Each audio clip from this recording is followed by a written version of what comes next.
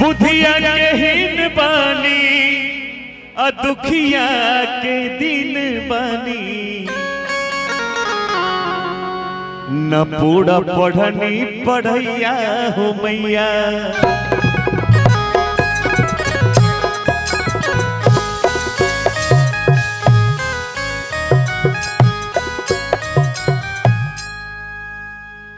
और गंगा जी नहाई बोए मैया। एक भक्त कहता है माँ के दरबार में, बाबा के दरबार में, और गंगा जी नहाई बोए मैया जलवा ले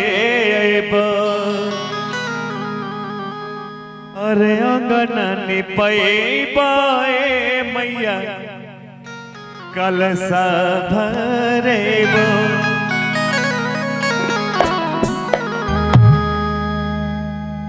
अरे गंगा जी नहाई पाए मैया जलवा लेबो।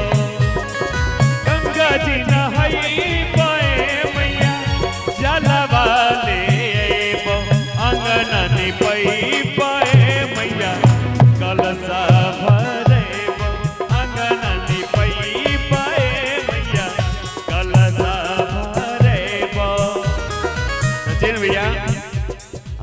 रिदम रिदम प्यारा प्यारा चलते रहेगा। पहले गांव घर में माता बहनें गाती थी, यही गाना बड़ा पुराना लय है, पुराना भाव है भैया। जगदम्बा घर में दिया रे बाहर आई है, जगदम्बा घर में दिया रे बाहर आई है, बाहर आई है माई बाहर आई है, बाहर आई है जगतारन घर में दिया रे बाहर आई है, जगदम्बा घर में दिया रे बाहर आई है।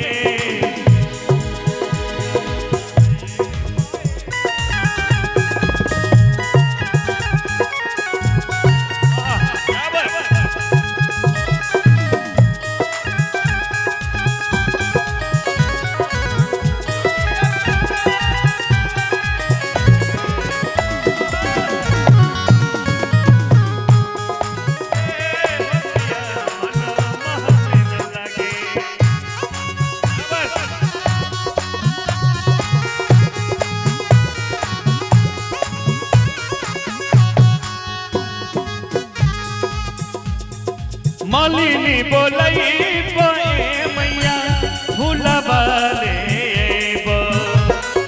मालिनी बोलई बोए मैया फूलवा लेबो।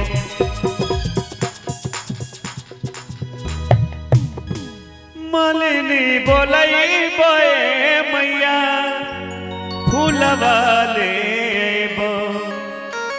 ओही राहुला बाए मैया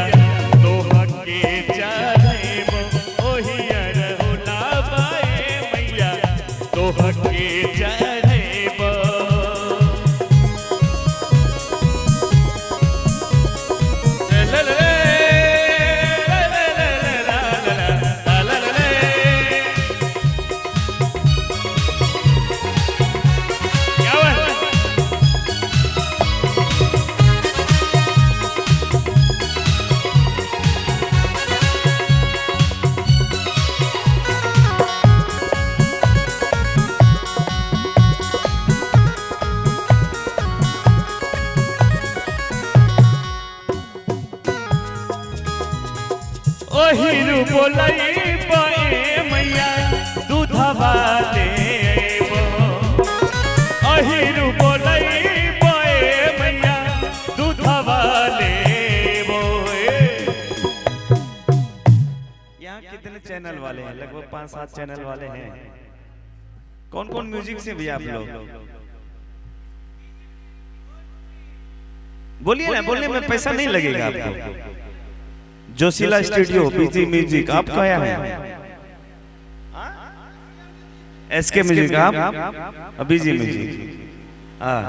तो ये वीडियो चढ़ेगा कि एक पता है हमारे तरफ यूट्यूबर, बहुत बड़ा यूट्यूबर था, हमारा बहुत बड़ा कार्यक्रम था रामपुर महोत्सव में, उसमें मैंने पूछा भैया वीडियो रिकॉर्ड किए थे, चढ़ जाएगा ना? हाँ यशवंत 2-3 दिन में सब वीडियो चला आएगा। मैंने 10-15 दिन इंतजार किए, 20 दिन इंतजार किए, 25वां दिन लगभग मैंने फोन किया तो बोलता यशवंत उस वक्त हम कैमरा लगाए कहाँ थे? तो चढ़ेगा ना कल की परसों तक चढ़ेगा ना जी? ये सूट क्या कर रहे हैं? चढ़ जाएगा ना, भरोसा दीजिए, हो जाएगा। अच्छा अरे अहिरू बोलई बाए मैया। नंबर मेरा सोना बाबू सर को नंबर दे दीजिए, वहां चले जाइए।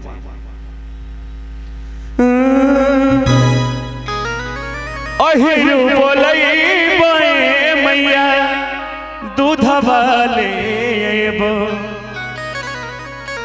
अरे भोगवा लग खीरवा बनैबो ए मैया भोगवा लगैबो खीरवा बनैबो ए मैया भोगवा लगैबो।